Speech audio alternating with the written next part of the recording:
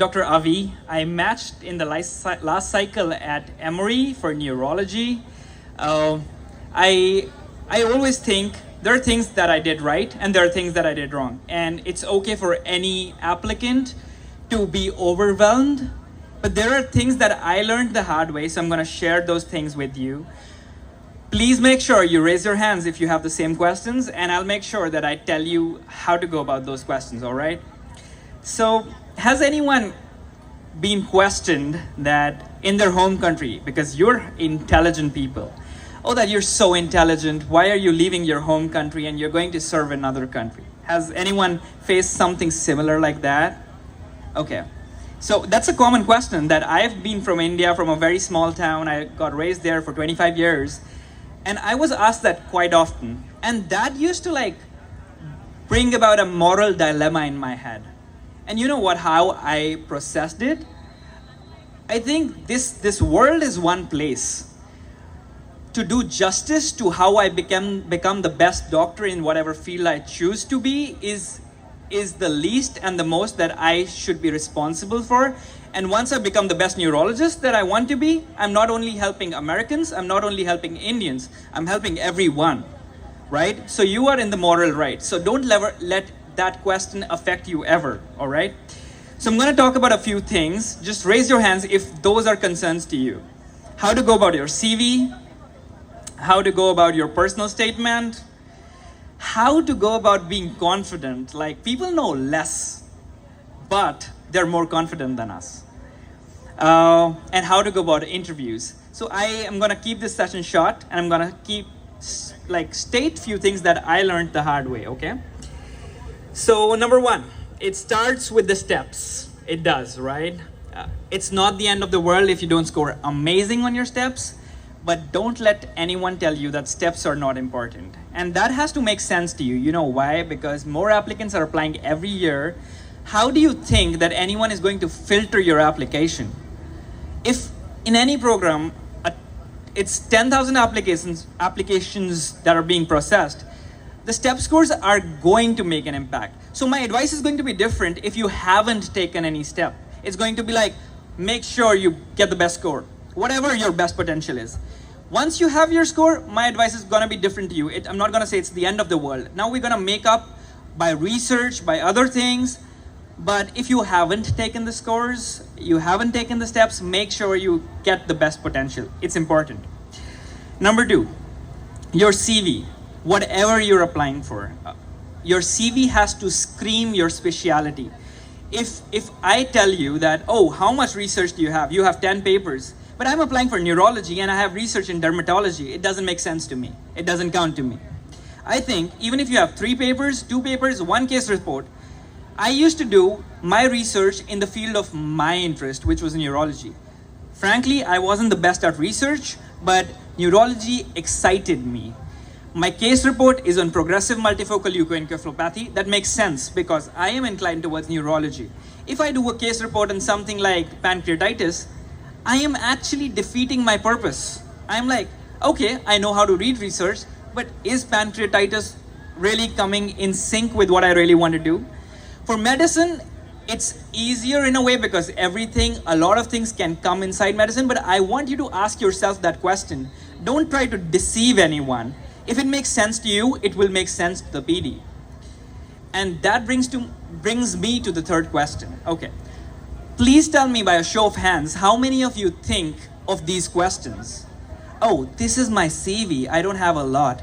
Will the PD take me? Will the PD want to take me? Okay, these are my step scores. Will the PD take me? Will the PD want to take me? I am from a different country. Will the PD want to take me in this program? Here are these many number of IMGs. We have these questions, and every time you find a resident, you find a program director, do you ask these questions to them? You ask yourself, you doubt yourself, will the PD want to take me? Who is the program director? He's a human being. Who are you? You are a human being. You ask yourself the same questions. If you were a neurology PD, what things would you be looking in a neurology applicant? For me, passion for neurology. Yes, decent amount of research, at least in terms of he can understand what research is. In my program, I don't want everyone to be a researcher. So that question gets defeated when you ask, I don't have 20 papers. Not everyone is going to become a researcher, but I do have 2 papers so that I can read research, I can understand research. So at any time you feel, I don't know the answer to this question, ask yourself, if I were a PD, if I were a program director, would I want an applicant like me? Do I justify to a person who's a PD like me? Because you can't make everyone happy, but that's the best estimation of what a PD would want if you were a PD. Does that make sense to everyone? All right. Okay, the third question, the third thing that everyone questions about is the personal statement, okay? I don't know what's the right answer to it, but I'm gonna share what I did in my personal statement. Personal statements need to be started early. That's one advice everyone gets. Personal statements need to be very well written. That's the other advice everyone gets. Have you guys gotten this advice? Right? Okay. My advice are like, I know I'm a good writer. I know I end up spending too much time if I give something too much time. I just need 1 week to write a really good personal statement. But that is because I know myself. I know I'm good at grammar. I know I'm good at writing. I can choose to write my own personal statement my own way. It's clear, my personal statement has to be personal. It has to be written by me. So I really don't understand when people get it written from someone else. Doesn't make sense to me. Number 2, has anyone gotten this advice that your personal statement needs to be 1 page? Anyone? Do you know what is the limit of the number of pages you get to a personal statement? As far as I know, there's no limit. There's 20 pages, 30 pages, whatever. You can. But people still tell you write 1 page personal statement. And that makes sense to me because people have so many applications. No one's going to read through your 30 pages of personal statement. No one. And you know, how do I know that? Because if you were a PD, would you do that? No. Right? You don't have the time for that. But you have to ask yourself questions. I'm just going to share what I did in my personal statement. I'm a medical poet. I write poetry on medical topics. So my first page of personal statement had what I wanted to be safe about. It had 4 paragraphs. It had why I want to be a neurologist, any incident that I had in my life, why I want to go to your program, your basic stuff, in whatever way you can write. But on the second page, I wrote a poem on autism that I had written because that is what describes who I am. That poem tells you what I feel about neurology. And I didn't let that obstacle, that rule of just writing 1 page of a personal statement hinder me. And I had literally 20 interviews, and in every interviews, every person told me, the first thing, tell me about your poetry. Tell me about why did you write this poetry? And I think that helped my cause. So I'm not asking everyone to be a poet, but I'm asking everyone to be true to who they are, all right? There's no black and white. Do what makes sense to you, all right? Okay. The last thing is the interviews, okay? We prepare a lot, we have those questions. Yes, you need to have those basic questions. Why neurology? Why psychiatry? Why dermatology? Yes, you need to know the answers to that, but you cannot be prepared for every damn thing out there. The only way you get to do that is by being honest to yourself. If you really like neurology, you will be able to answer any damn question. Why neurology? What impactful incident happened to you in your life? No one in an interview is expecting you to have a bow tie and answer things in a way that feel very robotic. They want you to be a human being. They want you to have a conversation. You know how I know that? Because if you were a PD, that's what you would want. That's what you would know. If they were robotic, you would not want to have them. And that's the only rule that I have identified, all right?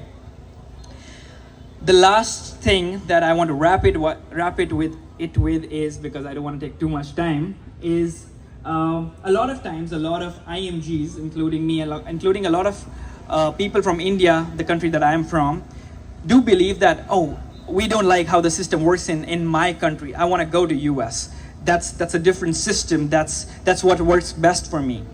I would really want to emphasize that you cannot really run from who you are.